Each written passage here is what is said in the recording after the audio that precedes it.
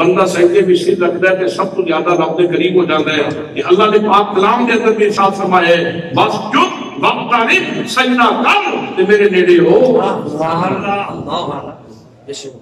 سجدہ کر تے میرے نیڑے ہو راز سمجھیا تے فاطمہ زہرا دے بیٹے نے سمجھیا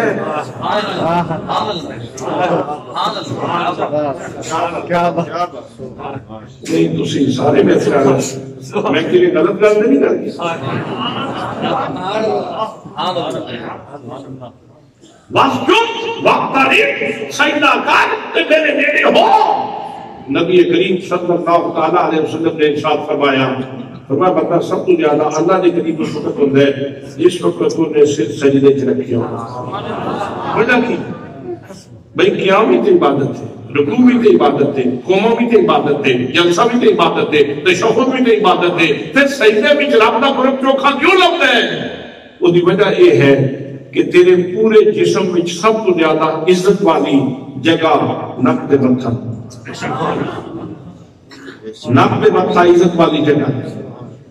جدو نک تے متھا مٹی تے رکھ دیتا ان تے قالینہ نے نماز دی لذت کھو لی ایک قالین تے دوسری قالین تے تیسری قالین تے چوتھی قالین واللہ باللہ تاللہ واللہ باللہ تاللہ واللہ باللہ تاللہ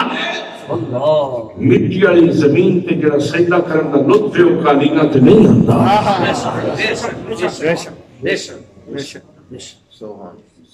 نک تے متھا مٹی تے رکھیا پریکٹیکلی اعلان کیتا میں اپنی عزت مٹی تے رکھ دیتی اس آکھیا سجنا جے تو اپنی عزت مٹی تے رکھ دیتی ہے نا تے تیری عزت دے جھنڈے ہن میں لاسا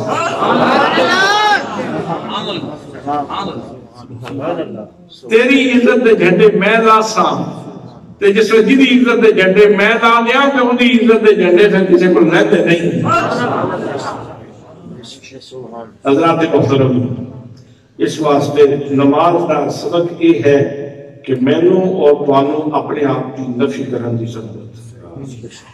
اور ایتھے ایک مسئلہ دستے ہیں میں سجدے والی آیت پڑھی تو ان سارے تے سجدہ لازم ہو کیٹی بڑی خوشی دی گل ہے